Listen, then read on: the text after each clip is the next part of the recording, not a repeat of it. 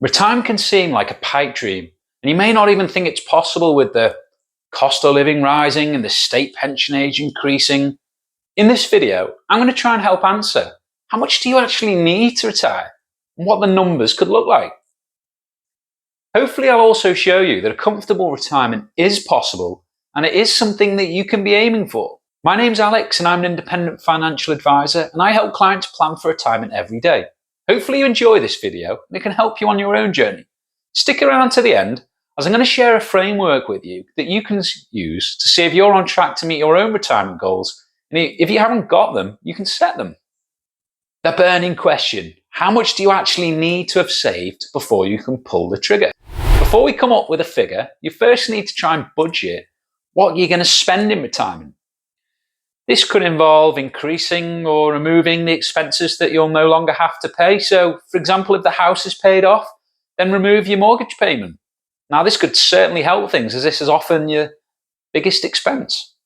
Perhaps you're planning to enjoy the fruits of your labour and wish to take more holidays during the active years of your retirement, in which case, budget for increased holiday spends in retirement. Now, if it's hard to come up with a number, or it seems so far away you can't come up with a realistic answer, then you can use a rule of thumb to estimate what you're going to spend in retirement. One way to do this is to simply take 50 to 70% of your current income, and this should be okay to live on in retirement. The Retirement Living Standards also carry out a study which looks at what you'd need to live on for a basic, moderate and comfortable retirement on average here in the UK. And you can see the figures on the screen now. If you're married or you live with your partner, I'd always suggest doing this exercise together and combining your retirement assets and incomes. After all, you probably split the bills now and you're going to continue to do so in retirement. By combining your assets and incomes, this should hopefully help things as well.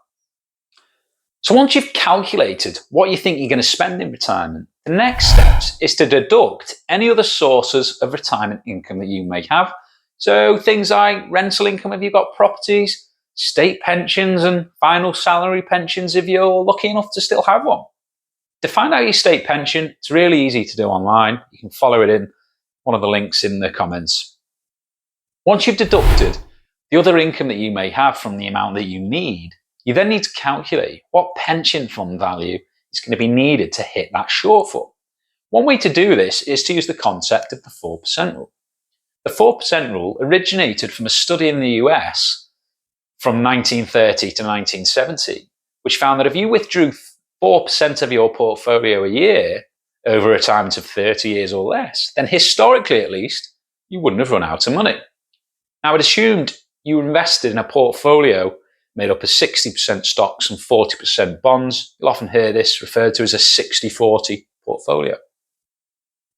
You may even have heard of the 4% rule known as a Sustainable Withdrawal Rate, which in other words is the amount of income that you can take from your pension without it, again, hopefully not running out of money. The 4% rule, it's best seen in practice. Just to warn you though, it can produce quite large numbers, so don't be put off. Saving regularly and often can be extremely powerful over the longer term, as we'll come on to later on. Bob and Sarah, they need 40k in retirement.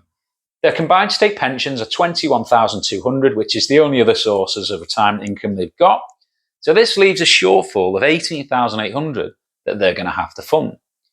If we take this amount, divide it by 4%, this means Bob and Sarah need a combined retirement pot of $470k. The eagle-eyed amongst you will notice that if you just take the shortfall amount and multiply this by 25, you're going to get the same result.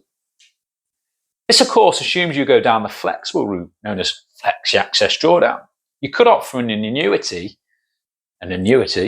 in which you essentially swap your pension fund for a guaranteed income, which is typically for life. And this is from a life company usually. It's important to be aware that the 4% rule should not be followed blindly, and it doesn't guarantee that you won't run out of money. In real life, it's unlikely you're going to spend the exact same amount each year, and doesn't account for one-off items that you could face, such as care home fees, which could wipe out your retirement savings. It's been argued 4% as a rule of thumb is too high, and a more sustainable rate would be closer to 3%. Others would say that you're going to be fine if you use 5% when you're planning. Now, the withdrawal rate that you use is extremely important, as this will dictate how much you need to have saved. Taking Bob and Sarah's example from earlier, we can see how different withdrawal rates would influence the amount that they would need to have saved.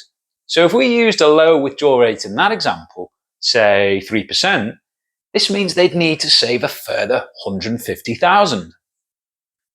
Hopefully these numbers haven't depressed you. I'll now show you how you can check your own progress, or if you haven't even set any goals, how you can do so.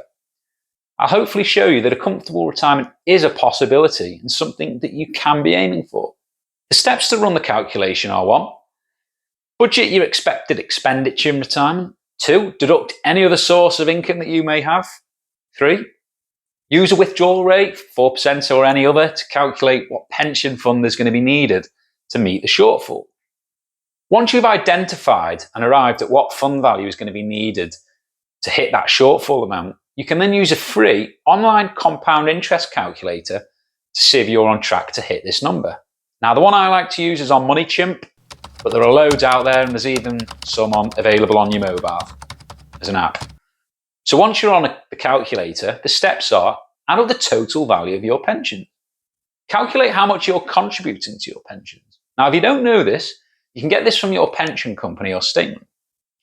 Finally, use an assumption for growth. In my example, I'm going to use a net growth rate of 5% up until the retirement date. Let's take Bob and Sarah from earlier again. We know that they should be aiming for a combined pot of 470k. We're going to assume the following for them. They've conveniently aged 50, they plan on retiring at age 66, which is in 16 years' time. They've got 100k in private pensions dotted around, and they're contributing 6k a year. And that's combined. And finally, we're going to assume the investments again grow by 5% net each year. Plugging this into the compound interest calc, we can see that they fall short of that required 470k. Using the calculator, though, we can reverse engineer the assumptions to find out what they can do to hit their target and how realistic that will be.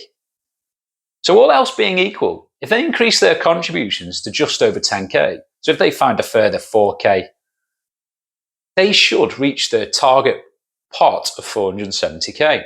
That's age 66.